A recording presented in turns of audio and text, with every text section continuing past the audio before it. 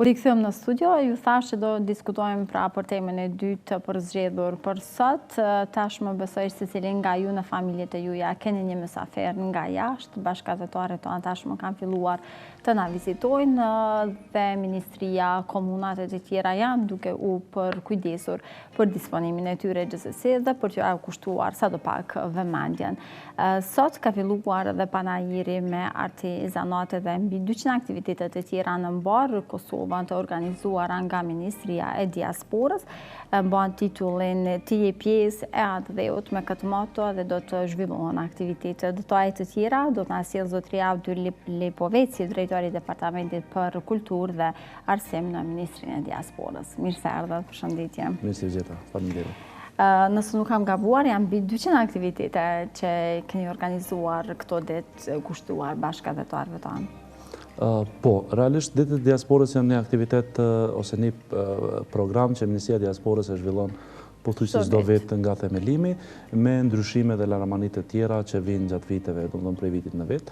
Edhe këtë vit jemi munduar që të kemi aktivitete të cilat në vete ngërthejnë pjesëza që promovojnë vlerat, traditën, kulturën dhe gjuhën tonë, në mënyrë që bashkëgazetarëve tanë që vinë nga diaspora t'ju ofrojmë aktivitete që të kalojnë këtë pushim sa më mirë gjatë këtyre ditëve sa janë Kosovë. Ti je pjesa e dheut është moto e të gjithë fushatës tonë që kemi me ditët e diasporës dhe regjistrit të diasporës, domethënë dy aktivitete të ndara. Fillimisht për ditët do flasim, e pas për regjistrin çfarë përmban, disa mund të mos kenë të qartë se çfarë është. Po, domethënë mbi këtë moto, me moton Ti je pjesa e dheut zhvillohen ditët e diasporës, program që ofron mbi 200 aktivitete të ndryshme në mbarë Kosovën. Këto aktivitete janë të ndara për nga mënyra e organizimit, janë të ndara në 3 nivele, domethënë është niveli i parë ku janë aktivitetet e Ministrisë së Diasporës që organizohen direkt nga Ministria e Diasporës.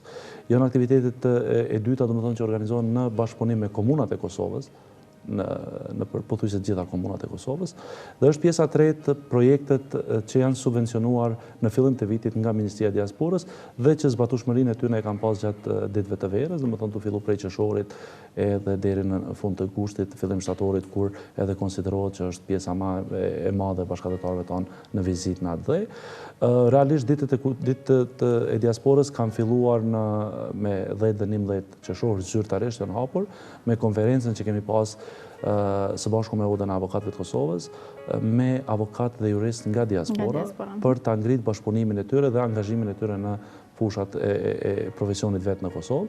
Dhe tash vazhdojmë me ditët e tjera, sot ka filluar edhe panajiri tradicional që mbahet me shoqata dhe prodhues vendor, që në këtë rast domethënë kemi edhe të ftuar nga Shqipëria dhe qytetet e tjera të treva shqiptare. Si është për zgjedhja e tyre? Se e di që janë të shumta organizata, por me siguri jo të gjitha kanë mundur të jenë pjesë. Po, absolutisht ne kemi vendosur disa kritere që kanë qenë bazike. Domethënë kriteret bazike kanë qenë që t'jenë prodhues, domethënë ose t'jenë ofrues të shërbimeve dhe produkteve vendore, t'jenë produkte që janë tradicionale dhe që promovojnë vlera, kulturë, pundore, po edhe shëndet, domethënë ushqime të shëndetshme, tradicionale e tjera. Dhe mbi këtë bazë jemi munduar që të selektojmë ose të ofrojmë hapësira për ata që ofrohen të partë. Kemi pas kërkesa të shumta, fatkeqësisht nuk kemi mundur edhe për arsye financiare, po edhe për arsye organizative nuk kemi mundur t'ju përgjigjemi të gjithë. Domethënë marrim pjesë diku në Për arsye financiare, pse thua, ju mbulon ndonjë shpenzim atyre të cilët vinë? Domethënë shpenzimet organizative janë që mbulon Ministria e Diasporës. Flasim për jo, në këtë rast është i vetëm. Si aktivitet është aktiviteti i Ministrisë së Diasporës, domethënë hapësira në kuptimin e tendës, në kuptimin e tavolinave, në kuptimin e çanave tjera teknike që duhen për këtë panajir, i mbulon Ministria e Diasporës. Ndërsa pjesën tjetër mbulohen nga vetë organizatat. A ka ndonjë ndryshim nga vitet e kaluara dhe a ka më pak aktivitete, më shumë janë shtuara, apo si është duke ecur kjo? Nëse flasim për ditët e diasporës në përgjithësi, ne po mundohemi që të shtojmë aktivitete, po thash edhe në fillim, përveç shtimit të numrit, ne po mundohemi që të ndryshojmë edhe aktivitetet nga pak llojet e tyre. Kemi për shembull ndryshimin në fushën e arsimit. Këtë vit për herë të parë organizohen 2 kampe që janë të veçanta për dallim prej viteve të kaluara. Është kampi i trive Toka Jon, që mbahet në bashkëpunim me organizatën Toka, dhe më thonë që është projekti Ministrisë e Diasporës i subvencionuar nga Ministria e Diasporës për ta mbajtur një kamp me të rinj e moshës 15-17 vjeç, dhe më thonë fillon me 25 korrekt dhe zgjat deri me 31 korrekt. Është aktivitet ku të rinjt nga diaspora, nga Kosova, Shqipëria dhe vise tjera shqiptare do të marrin pjesë për këto ditë bashkë në një kamp ku do të flasin për kulturën, traditën, do të kenë aktivitete të ndryshme, orientime natyrë, vizitë në Forcën e Sigurisë Kosovës dhe aktivitete të tjera të larmishme ku së bashku do të mundohemi që të ofrojmë socializime ose shoqërimin e tyre. Doja të di nëse këshillonin bashkëdhetarit tonë dhe ju ndihmojnë ata me ide se çfarë dëshirojnë të kenë në Kosovë kur vinë dhe pushimin pothuajse kryesor ndajnë të jenë këtu. Po, realisht, kur përmenda 3 fazat e bashkëpunimit, do më thonë 3 fazat e organizimit të aktiviteteve, në fazën e parë aktivitetet që vinë nga Ministria e Diasporës, do më thonë bazohemi kryesisht janë të bazuar. Po, janë të bazuar kryesisht gjatë vizitave, takimeve që kemi me bashkëdhetar, qoftë Kosovë, qoftë në përvendet ku ata jetojnë, mundohemi që të inkorporojmë edhe sugjerimet e tyre, kërkesat e tyre, në mënyrë që të ofrojmë aktivitete çfarë ata kanë nevojë. Mirë, po këtu nuk duhet harru që kërkesat ose idetë mund jenë të shumta dhe kufizimet buxhetore që ne kemi me buxhetin e vogël që kemë, si ministri na kufizojnë, është pjesa tjetër e aktiviteteve me komunat që i bashkë organizojmë, domethënë cilat ne i mbështesim financiarisht dhe komunat mbështesin një pjesë të aktiviteteve. Ato domethënë vinë si kërkesë komunave të Kosovës, të kryesisht zyrtarëve që janë për diasporën, dhe mbi bazën asaj edhe ata me siguri bazohen në kërkesat dhe idetë e diasporës së tyre, domethënë ku janë. Të flasim pak për regjistrin, çfarë përmban në fakt? Regjistri është një proces që tashmë është i njohur, ose të paktën po mundohemi që ta promovojmë sa më shumë që është e mundur, në mënyrë që gjithë bashkëdhetarët të informohen drejt mbi këtë proces. Është një proces që Qeveria e Republikës Kosovës, gjithsesi Ministria e Diasporës, ka filluar një proces për të regjistruar bashkëdhetarët tanë, kudo që janë ata, në mënyrë që fillimisht ta kemi një numër të përafërt, sepse numër sakt s'mund të kemi, po ta kemi një numër të përafërt të diasporës tonë, duke u bazuar në kriteret e ndryshme demografike që kemi, domethënë moshë, gjeni e tjera, vendet ku ata shtrihen. Kjo vjen vetëm për shkak interesit të ministrisë, jo edhe në aspektin e përgjithshëm të popullsisë, se ne e dim kur ishte regjistrimi i popullsisë nuk ka pasur të drejtë të regjistruan si banor të Kosovës. Absolutisht, ai ka qenë një proces tjetër që ka qenë, domethënë në kuadër të procesit regjistrimit të popullsisë. Mirë, po kjo neve çka na duhet është që mbi bazën e statistikave ose mbi bazën e databazës që ne krijojmë, domethënë që Qeveria e Kosovës, gjithsesi Ministria e Diasporës të mund të krijojë politika, domethënë afatmesme dhe afatgjata për diasporën tonë. Mbi bazën e këtyre, absolutisht, mbi bazën e këtyre ne identifikojmë edhe kapitalin njerëzor, që është njëri prej kapitaleve më të rëndësishme që ne kemi në diasporë, domethënë të identifikojmë ata, të shohim mundësinë e bashkëpunimit, të shohim krijimin e politikave të lehtësirave për të kyç ata në jetën publike dhe zhvillim të Kosovës, po ashtu në sferën e bizneseve, në sferën e ruajtjes identitetit, që është shumë e rëndësishëm për ministrinë tonë, por edhe për bashkëdhetarët e në fusha tjera. Domethënë mbi bazën e statistikave krijojmë politika të reja. Sa mund të jenë të sakta dhe më pas do të ruhen nga kush mirën këto të dhëna, janë me siguri personat kompetent që gjenden në sheshen në qytetet. Po, Ministria e Diasporës ka pas një proces të rekrutimit të 200 regjistruesve.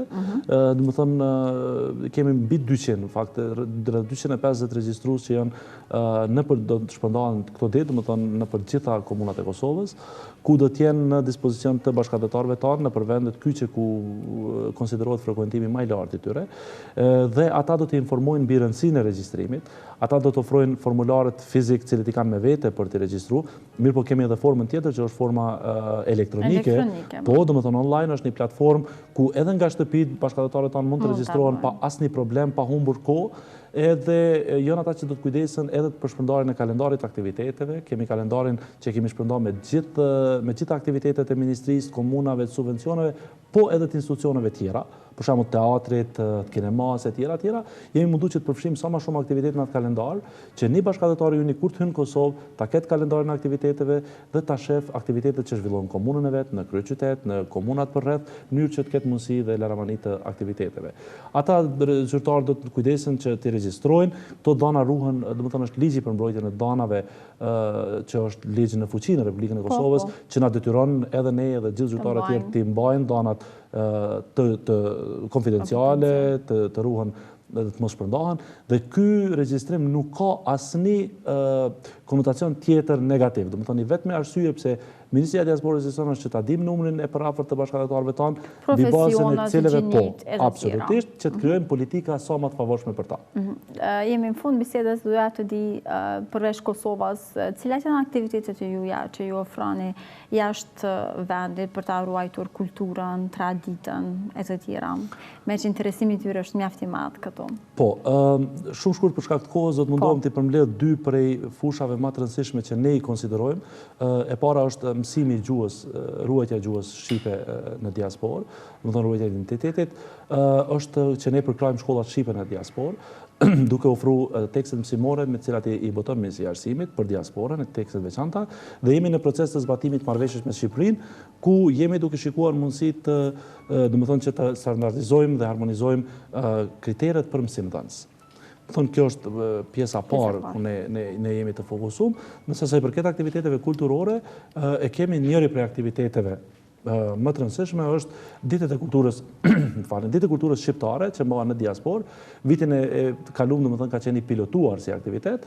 Këtë vit do të mundohemi që të përfshijmë në më shumë shtete, domethënë përfshijë diku 3 deri në 5 shtete, ku do të dërgohen aktivitete të cilat promovojnë vlerat tona, dhe mbi bazën e cilave ne do të mundohemi që t'i ofrojmë një program me vlera të larta bashkëkombësve tanë atje, po ndërkohë që të promovojmë edhe para shtetasve të shtetit ku ata jetojnë. Domethënë, këto janë dy fusha të cilat na mundohemi që ta ruajmë dhe kultivojmë identitetin kombëtar në vendet ku jeton diaspora jonë. Po. Unë të falenderoj shumë për ardhjen tënde, nëse ke edhe diçka për thënë, nuk e kemi përmendur, mund të thuash. Faleminderit ju, e vetmja që mbetet të them në fund, domethënë që t'i ftoj bashkëdhetarët tanë që të jenë pjesë aktiviteteve, ta konsultojnë kalendarin e aktiviteteve dhe të shfrytëzojnë sa më shumë mundësi. Po, harrova ndoshta është mirë me cek që vazhdon tradita e organizimit aktiviteteve të ndryshme ose aktiviteteve qendrore që ne kemi, datën 1 gusht, ku do ta kemi aktivitetin në Prekaz, që do të mbahet sikur viteve të kaluara. Këtë vit jemi duke munduar të sillim një grup muzikor nga Arbresh, po, edhe aty do të jenë të ftuar të gjithë bashkëdhetarët tanë, domethënë është me 1 gusht në Prekaz. Domethënë kjo është ndoshta që harrova me thonë në fillim. Po, edhe unë të ju pyes. Faleminderit shumë për ardhjen, dëshiroj punë të mirë. Faleminderit, kënaqësi. Të nderuar shikues, ju ftoj të jeni edhe më tutje me ne. Do të shkëputemi për pak me një blog të shkurtër marketingu, kthehemi edhe me disa materiale të tjera.